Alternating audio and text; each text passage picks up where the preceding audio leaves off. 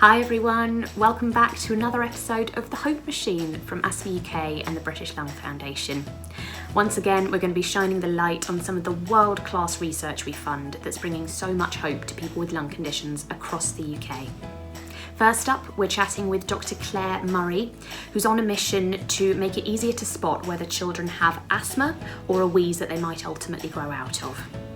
Next, we're going to be talking to Dr. Mark Jones, who's leading some exciting new work looking into alternative treatments to lung conditions that avoid some of the nasty side effects. Claire and Mark will be taking on our 60-second challenge, explaining their work in language so simple a 9-year-old could understand it. Our resident 9-year-old is on standby. Let's see if she gives them the thumbs up this week. This is going to be a really exciting episode full of lots of useful information. And remember, we are a charity, so we can only fund fantastic research like the projects you're seeing today, thanks to the donations of people like you. If you feel able to support our research appeal today by making a donation, we would really appreciate it. And now, without further ado, let's hand over to Ian Jarrold with our first researcher. Hi Claire, thanks very much for joining us today to speak about your research. But before we do that, I had a few icebreaker questions I wanted to ask so we can get to know you a bit better. So first of all, what do you think you would have been if you hadn't been involved in medicine and research? If I really couldn't do this, what would I do? I think I'd like to have a florist shop and be a florist. And can you tell us something that you're really good at or something you're really bad at? Well, I'm not sure that I'm really good at anything, but something that I'm not bad at and I enjoy doing is baking and cooking. I quite like to make a cake and things, yeah. Can you tell us what is your favourite place in the world? I suppose the place that I like to be a lot of the time is in my garden, pottering around in my garden, or just sitting in my garden sometimes. Let's talk about your area of research now. So, I mean, it's quite common for young kids to be a bit wheezy, and we know that not every wheezy child goes on to develop asthma, and some will grow out of their symptoms, but we know it's kind of difficult to confirm a diagnosis of asthma in kids. Why is it so hard? Well, I guess you have to first of all think it's not that easy in adults either, to be perfectly honest. You know, there's not an easy sort of blood test you can do, or even one particular lung function test, which absolutely nails the diagnosis. You have to remember that asthma is a very variable disease. So, you know, for most of the times that you see a child in outpatients or whatever, they can be perfectly well and perfectly healthy. So you do those lung function measurements, and even if you get a good result, they can be normal on that day. So it makes it very difficult to be absolutely sure one way or other if somebody's got asthma. But I think the hardest thing probably in children is actually the actual test itself. So the test itself is not easy for little children to do. Trying to explain how they do it is tricky. And also the things that we measure are often about how much air you can get out of your lungs in a short space of time.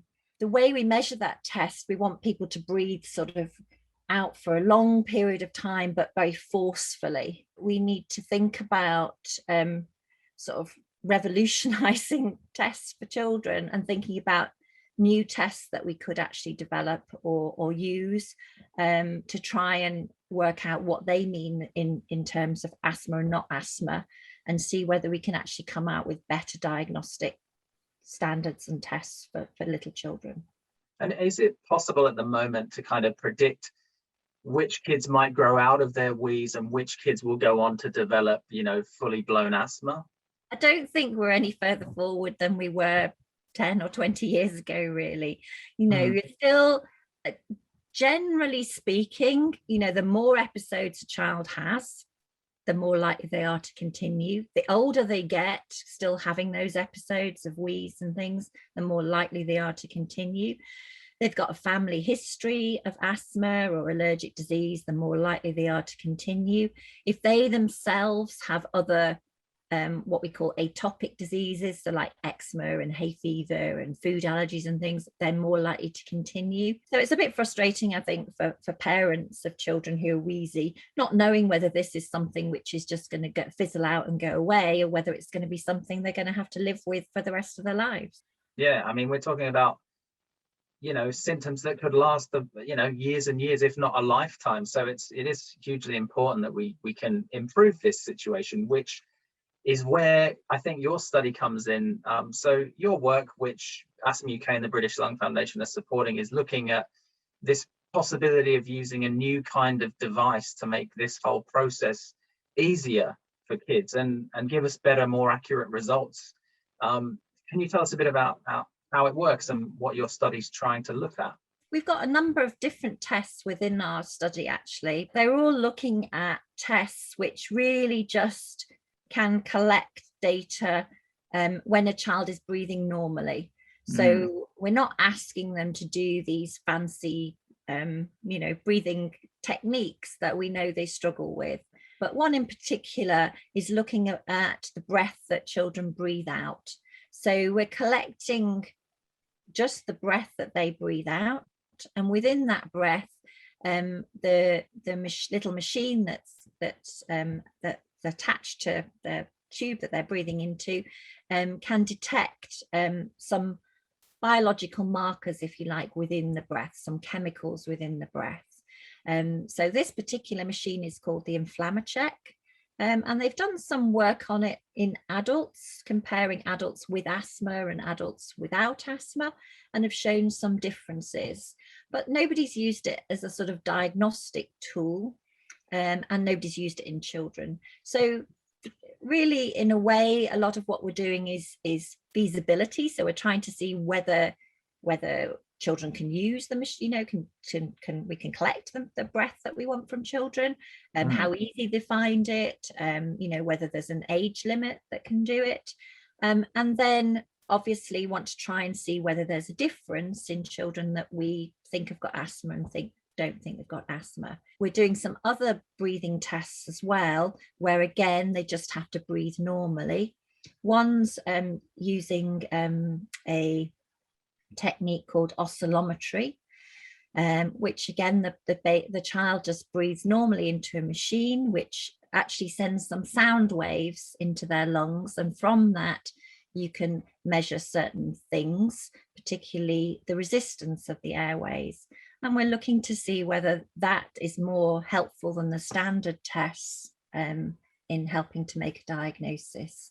So I'm a parent of a 3-year-old and a 6-year-old, and I know how hard it is just to get them to put their shoes on, let alone do a complicated and difficult breathing test. So the idea of kids just having to breathe in and out normally, and that could help, make a diagnosis sounds like a really positive step forward for diagnosing asthma. How long do you think it might be before one of or some of these new tests might become used in clinical practice? That's a difficult question, because it all hangs on, how successful these tests turn out to be. We're hoping to recruit our children for this study over the next couple of years, and I'm hoping that at least one of these tests will prove to be, really helpful. In which case we can then, take that forward in a more definitive trial, hopefully. So maybe, if we're lucky, 5 years.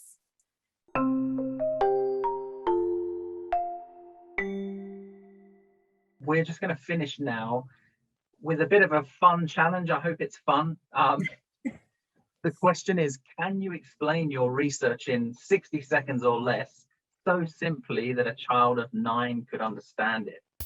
So asthma is really one of the most common diseases that little children can have, but we don't have a good way of telling whether somebody really has asthma or doesn't have asthma.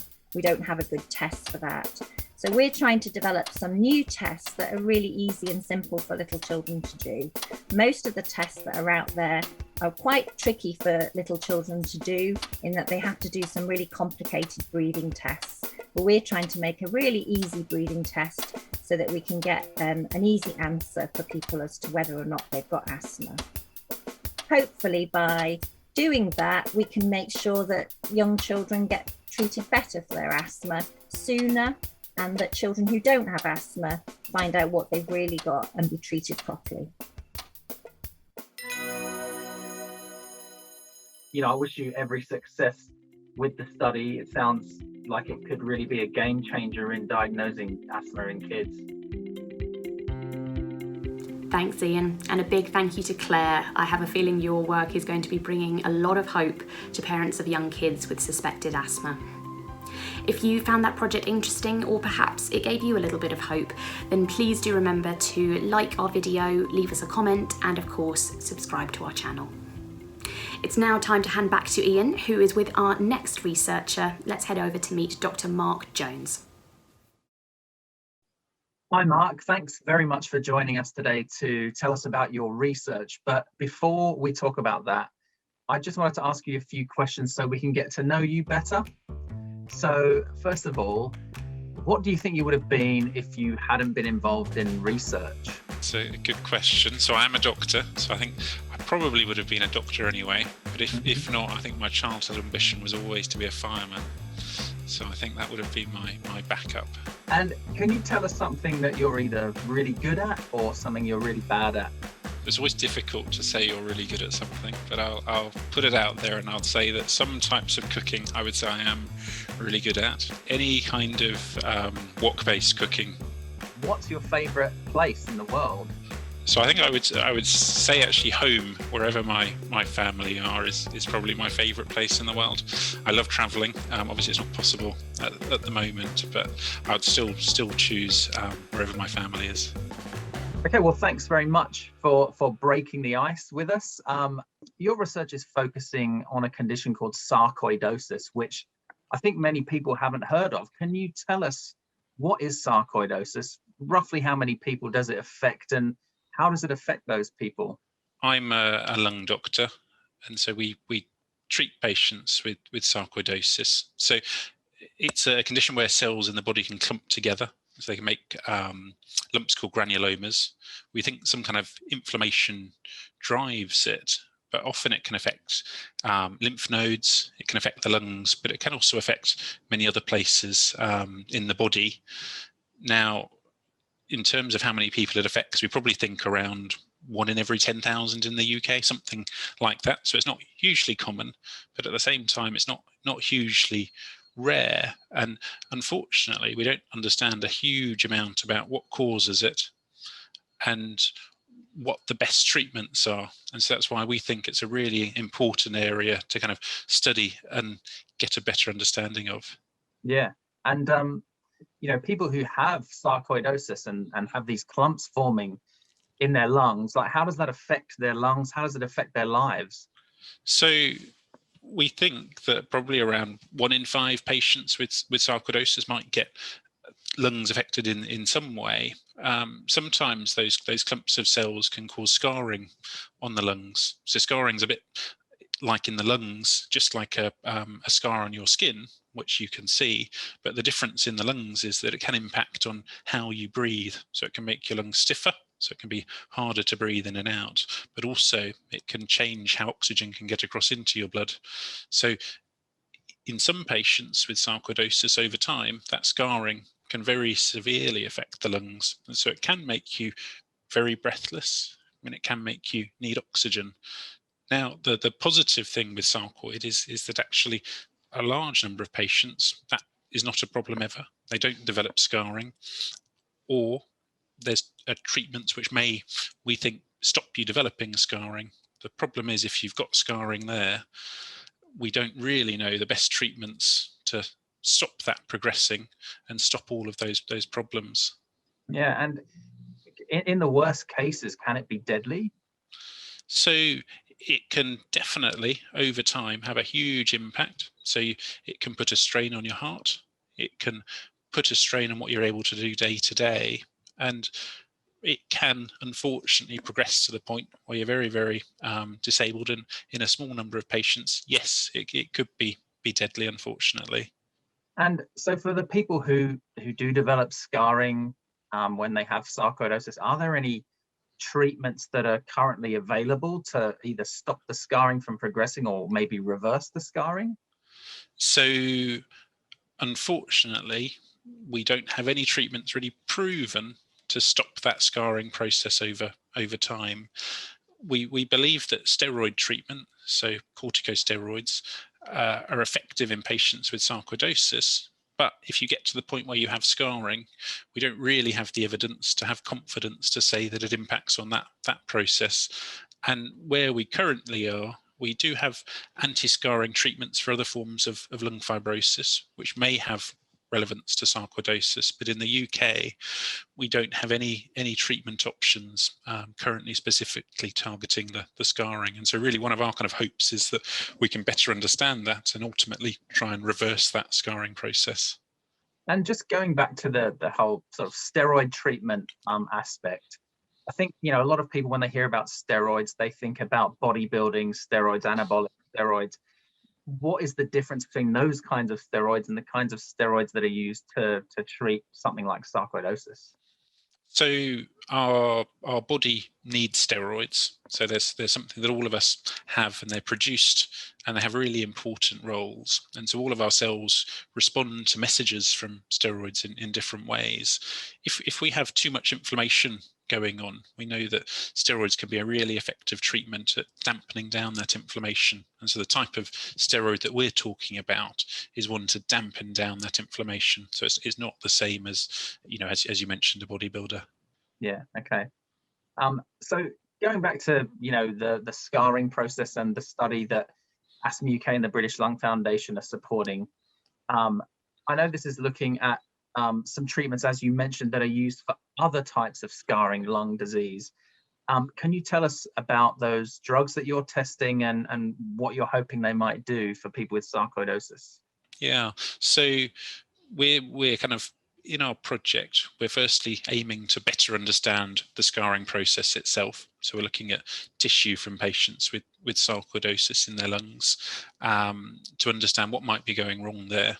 And then what we're looking to do is we're studying the cells which produce too much scar, so they're called fibroblasts. And we've got systems where we can look at how they behave, how they produce the scar over time. And then we're able to put on possible treatments to see, can we either halt the scarring or potentially reverse the scarring? Now, there are different possible treatments that we can study, but 2 treatments are approved as anti-scarring treatments for other lung conditions. So one's called pirfenidone and one's called nintedanib.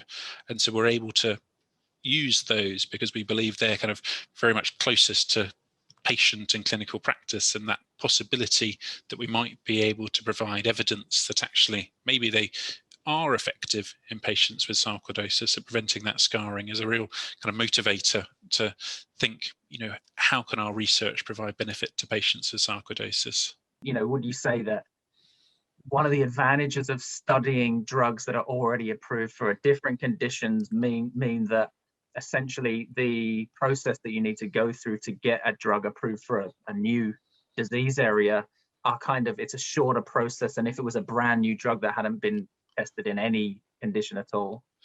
Yes, without a doubt. I think you're exactly right. It's a much more attractive option. We're looking at probably a decade plus for a new drug, whereas with a drug which is already approved, it's far shorter than that. Great. So yeah, repurposing existing drugs is a much kind of quicker way of delivering new treatments than starting from scratch with a brand new treatment, which sounds great. And I think anything we can do to speed up the delivery of better treatments in this condition has got to be a good thing. So in theory, if everything goes as well as we hope it will, how do you think this might change people's lives who have scarring and sarcoidosis? So I think in the kind of, the very short term, it's providing some of the scientific rationale to say, yes, actually, these are treatments that we have confidence we think will be effective in patients. And that's something that we're hoping to deliver within the time frame of the project itself. And then that really supports that repurposing, as you described, so that the medications are then hopefully become available to to patients with sarcoidosis. Now, I'm afraid that I don't have a crystal ball to say with certainty what will happen, but that's very, very much our hope and our driver in terms of the work that we're doing. It sounds like a really exciting study, and it could lead to some real changes in sarcoidosis treatment, which is something that we would love to see.